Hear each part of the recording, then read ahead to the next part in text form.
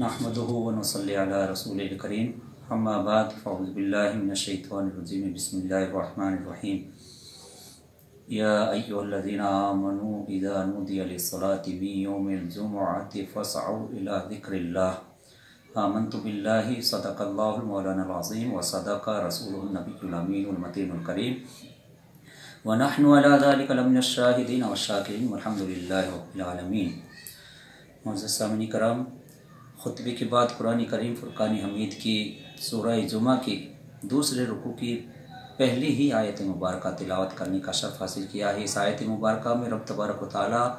इरशाद फरमा रहा है कि या अय्युहल्लज़ीना आमनू इज़ा नूदिया लिस्सलाति मिन यौमिल जुमुअति फ़स्अऊ इला ज़िक्रिल्लाह। ए ईमान वालो, जब जुमे की अजान पुकारी जाए, निदा दी जाए,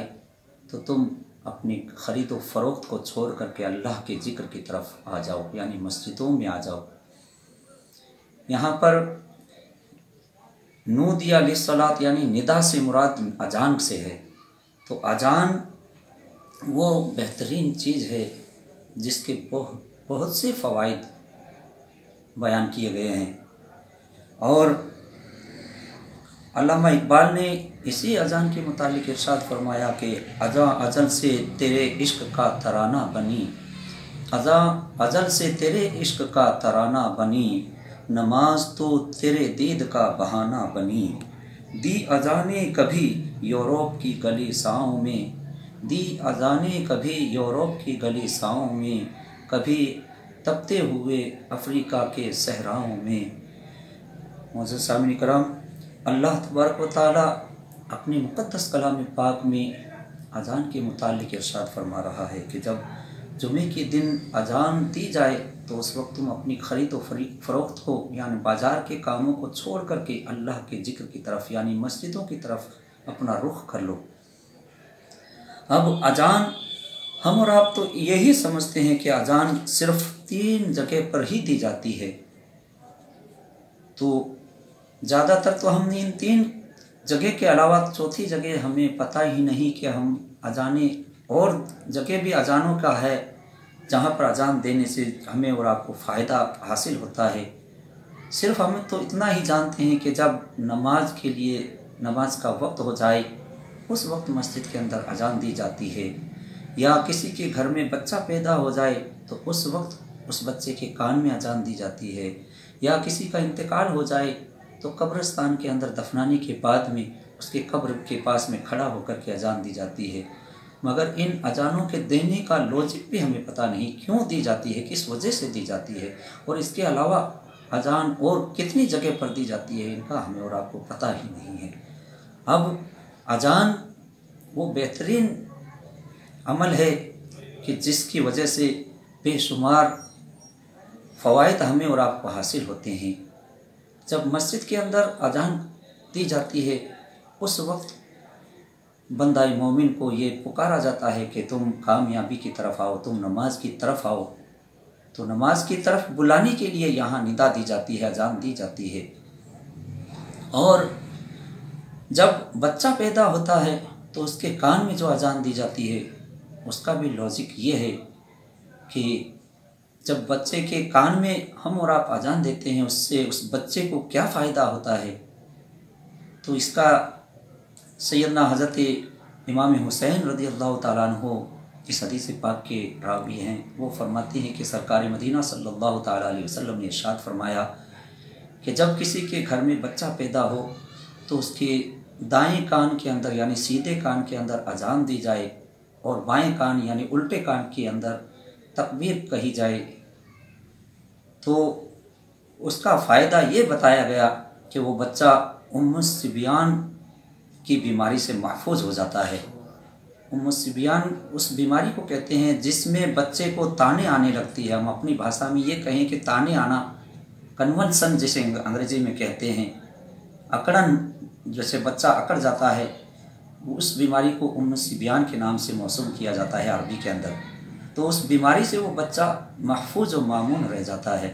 दूसरा ये कि उस बच्चे के जहन व फ़िक्र में ये बात आ जाती है कि मुझे इस रास्ते पे चलना है। ये दोनों काम उसके साथ में एक साथ में हो जाते हैं اور اس کے علاوہ جب قبرستان کے اندر جب ہم اور آپ اذان دیتے ہیں اس کا فائدہ کیا ہے؟ وہ اس قبرستان کے اندر جسے ہم مردے کو دفن کر رہے ہیں اسے جب ہم دفن کر دیتے ہیں تو وہ قبر کی تاریکی کے اندر اکیلا اپنے آپ کو محسوس کرتا ہے، تو وہ ڈر جاتا ہے، خوف زدہ ہو جاتا ہے۔ اس کے خوف اور ڈر کو ختم کرنے کے لیے اذان دی جاتی ہے۔ جب اذان دینے والا اذان دیتا ہے اس میں بھی مفسرین کرام فرماتے ہیں کہ اس میت کا سب سے قریبی کوئی رشتہ دار ہو تو وہ اذان دے، تاکہ اسے زیادہ اس میت کو انسیت و محبت جس سے ہوتی ہے وہ اس کی آواز کو سن کر کے وہ اپنا پن محسوس کرے گا، اس کو غم اور خوف جو ہے وہ دور ہٹ جائے گا۔ اور دوسری وجہ یہ کہ جب اسے دفن کیا جاتا ہے تو اس کے ساتھ میں شیطان بھی اس قبر میں داخل ہوتا ہے اور سوال و جواب کے اندر اسے بہکانے کی کوشش کرتا ہے۔ جب اس سے سوال کیا جاتا ہے، نکیرین سوال کرتے ہیں کہ من رب کا، تمہارا رب کون ہے، تو وہ اپنی طرف اشارہ کر کے کہتا ہے کہ میں تیرا رب ہوں۔ تو اس وقت جب اذان سنتا ہے تو شیطان کوسوں دور، میلوں دور بھاگ جاتا ہے۔ جب وہ میلوں دور بھاگ جاتا ہے تب تک اس کے سوال و جواب پورے ہو جاتے ہیں، اور دوسرا ان کے تینوں سوالوں کا جواب بھی اسی اذان کے اندر میں موجود ہو جاتا ہے۔ جب اس سے پوچھا جاتا ہے کہ تیرا رب کون ہے تو اللہ اکبر کی صدائیں جب آتی ہے تو وہ کہہ دیتا ہے کہ میرا رب اللہ ہے۔ دوسرا، دین کے بارے میں جب سوال کیا جاتا ہے تمہارا دین کیا ہے تو دین الاسلام، یعنی میرا دین اسلام ہے، اس اذان کی وجہ سے وہ کہہ دے گا۔ اور تیسرا، جب سبی مصطفیٰ صلی اللہ تعالیٰ علیہ وسلم اسے دکھا کر کے کہا جائے گا کہ ان کے بارے میں تو کیا کہتا تھا، تو اشہد ان محمد رسول اللہ کی جب صدائیں سنتا ہے تو کہ وہ کہے گا یہ میرے آقا محمد رسول اللہ صلی اللہ تعالیٰ علیہ وسلم ہیں۔ اس طرح سے اس کے تینوں سوالوں کا جواب بھی اس اذان میں مل جائے گا، اسے وحشت بھی، اس کی خوف و وحشت بھی اس کی دور ہو جائے گی۔ اس کے علاوہ اذان اور جگہ بھی دی جاتی ہے، یعنی جب بارش نہیں ہوتی ہے تو بارش نہیں ہونے کی حالت میں میرے آقا صلی اللہ تعالیٰ علیہ وسلم نے ارشاد فرمایا کہ تم اذان دو، اور اذان کی برکت سے اللہ تبارک و تعالیٰ بارش کا نزول فرما دے گا۔ اس کے لیے یہ فرمایا گیا کہ جب امام آگے کھڑا ہو جائے اور پیچھے مقتدی صف باندھ کر کے کھڑے ہو جائیں، اور اس کے بعد میں امام صاحب جو ہے سورہ یاسین پڑھے گا، یعنی نماز کی نیت نہیں کرنی ہے، صرف آگے امام کھڑا ہو جائے اور پیچھے مقتدی کھڑے ہو جائیں اور امام سورہ یاسین پڑھنا شروع کرے گا۔ جب پہلے مبین پر پہنچے گا تو اس وقت امام صاحب اذان دیں گے، اس کے ساتھ ساتھ میں تمام مقتدی بھی اذان دیں۔ ایک طریقہ تو یہ ہے۔ دوسرا طریقہ یہ ہے کہ اسی طرح سے 7 مرتبہ مبین آیا ہے قرآن کریم کی سورہ یاسین شریف میں، تو 7 مرتبہ اذان دی جائے گی تو اللہ تبارک و تعالیٰ اپنا فضل و کرم فرمائے گا اور بارش عطا فرما دے گا۔ دوسرا طریقہ یہ ہے کہ ہر شخص اپنے اپنے گھروں کی چھتوں پہ کھڑے ہو جائے، وہاں پر اذان دی جائے اور تکرار کی جائے، اس سے بھی اللہ تبارک و تعالیٰ بارش عطا فرما دیتا ہے۔ اور جب بارش بہت زیادہ ہونے لگے، رکنے کا نام بھی نہ لے، اس وقت بھی اذان دی جاتی ہے، اور اس وقت اذان جب دی جائے گی تو اللہ تبارک و تعالیٰ اپنا رحم و کرم فرما کر کے اس زیادہ ہونے والی بارش کو اسی جگہ پر موقوف کر دیتا ہے۔ اسی طرح سے اگر وبا کا دور ہو، جیسے کہ ابھی اس وقت وبا چل رہی ہے، کرونا وائرس کی جو وبا چل رہی ہے، اس میں بھی میرے آقا صلی اللہ تعالیٰ علیہ وسلم نے ارشاد فرمایا کہ تم وبا کے دور میں بھی اذان جب دو گے تو اذان کی کثرت کی وجہ سے، اذان کی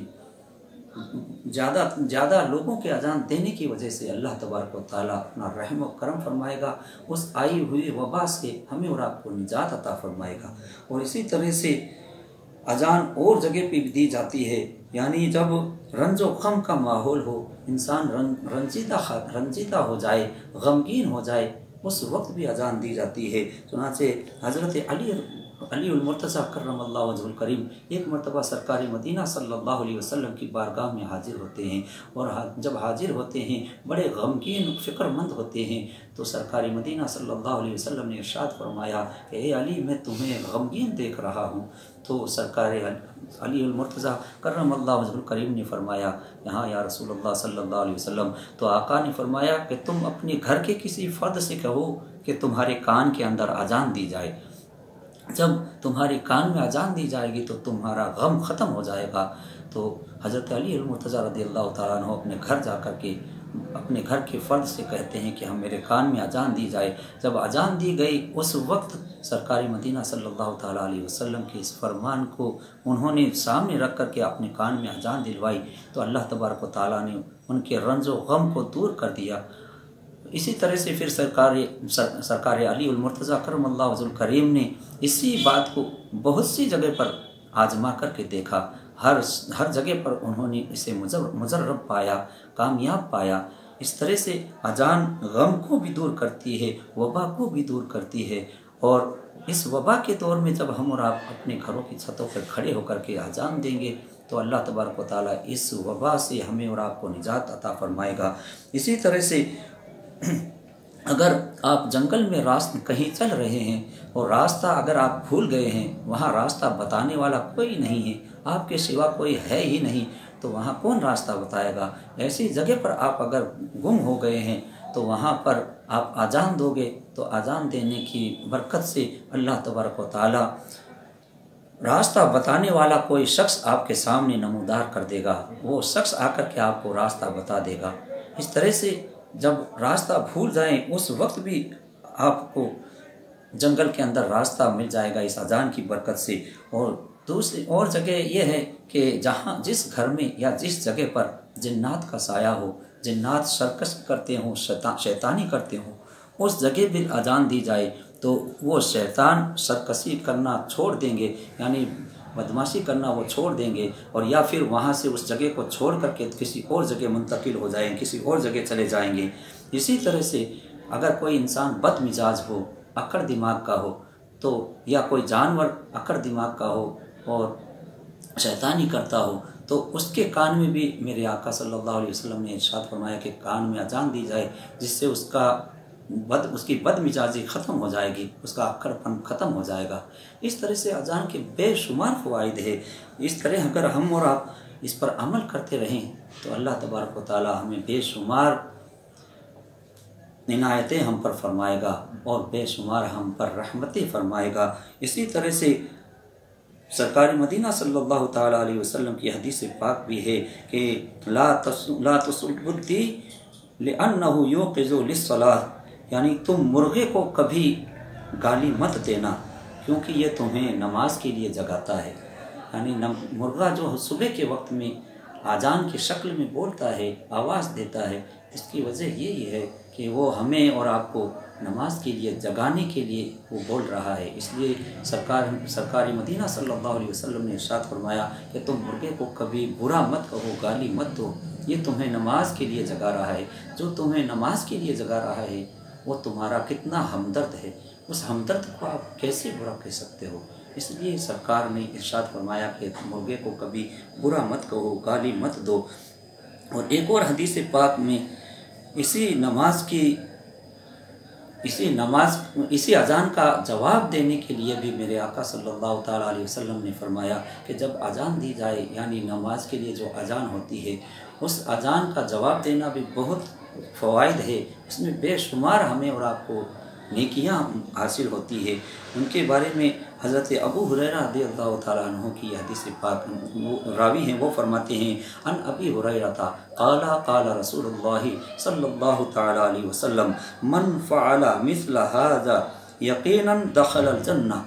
یعنی سرکار ابو ہریرہ رضی اللہ تعالیٰ عنہ فرماتے ہیں کہ میرے آقا رحمت عالم صلی اللہ تعالیٰ علیہ وسلم نے ارشاد فرمایا کہ جس نے یقین کے ساتھ میں ندا کا یعنی اذان کا جواب دیا وہ یقیناً جنت میں داخل ہوگا۔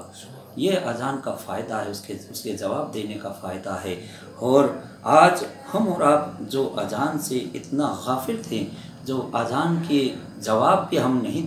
دیتے تھے، آج ہماری حالت یہ ہو گئی ہے، ہم اپنے گھروں کی چھتوں کے اوپر کھڑے ہو کر کے اذان دینے کے لیے ہر ایک مؤذن بنے ہوئے ہیں، ہر ایک مؤذن بن کر کے بیٹھا ہوا ہے۔ اسی لیے علامہ اقبال نے ارشاد فرمایا تھا کہ ملاقات عروج پر تھی تو جواب اذان کا نہ دیا اقبال، ملاقات عروج پہ تھی تو جواب اذان تک نہ دیا اقبال، خالق جو روٹھا ہے آج تو سب مؤذن بن بیٹھے، सब मुअज्जिन बने बैठे हैं। खालिक जो रूठा है आज तो सब मुअज्जिन बने बैठे हैं। ये आज हम और आप जो मुअज्जिन बने हुए हैं, उस वक्त तो हमारी हालत ये थी, हम मुलाकातों में और हमारी मुलाकातें उरूज़ पर थी, हम किसी भी तरह से अजान का जवाब भी नहीं दिया करते थे। मगर आज हमसे रब तबारक व तआला जो रूठ गया है, तो आज हम खुद मुअज्जिन बन कर के बैठे हुए हैं। इस तरह से हमें और आपको चाहिए कि हम अपने खालिक व मालिक को मनाने का काम करें, ऐसे काम करें जिससे हमारा रब हमसे राज़ी हो जाए और हम इस वबा से जल्द छुटकारा पा जाएं और रब तबारक व तआला की तस्बीह व तहलील करते रहें। उसे नाराज़ करने का कोई भी ऐसा काम ना करें। हर तरीके से हमें और आपको उसको मनाने का काम करना चाहिए। अजानों का विर्द करते रहना चाहिए, नमाज़ों की पाबंदी करते रहना चाहिए, दुरूद पाक का विर्द करते रहें और तस्बीह व तहलील करते रहें और अल्लाह तबारक व तआला की बारगाह में आरिज़ा पेश करते रहें कि रब तबारक व तआला हमसे जो नाराज़ हो चुका है, इस कदर नाराज़ हो गया है कि जिसकी वजह से आज हमारे लिए मस्जिदों के दर भी बंद हो गए हैं। इस तरह से हमें और आपको चाहिए कि हम अपने रूठे हुए रब को मनाने की भरपूर कोशिश करें। जिस अंदाज से हम और आप कोशिश कर सकते हैं, कोशिश करते रहें और नमाज़ों की पाबंदी करते रहें और अपने घर के अंदर ज़िक्र व अज़कार करते रहें और रात को इशा की नमाज के बाद में हर शख्स अपने अपने घरों में जब नमाज पढ़ कर के फारिग हो जाए तो हर शख्स अपने अपने घर के कमरों के अंदर बैठ कर के बीवी बच्चों को सबको लेकर के दुरूद पाक का विर्द करते रहें। चाहे तो 15 मिनट या आधे घंटे जितना आप वक्त दे सकते हो, उसमें हमें और आपको दुरूद पाक का विर्द करते रहना चाहिए, इस्तग़फ़ार की कसरत करते रहना चाहिए। जो कुछ हम और आप तस्बीह व तहलील कर सकते हैं अपने रब को मनाने के लिए, वो काम हमें और आपको करना चाहिए जिससे हमारा रब हमसे राज़ी हो जाए, इस आई हुई वबा से हमें और आपको निजात अता फरमाए। आमीन सुम्मा आमीन। व आखिर दावाना अनिल हम्दुलिल्लाहि रब्बिल आलमीन। अस्सलामु अलैकुम व रहमतुल्लाहि व बरकातुहू।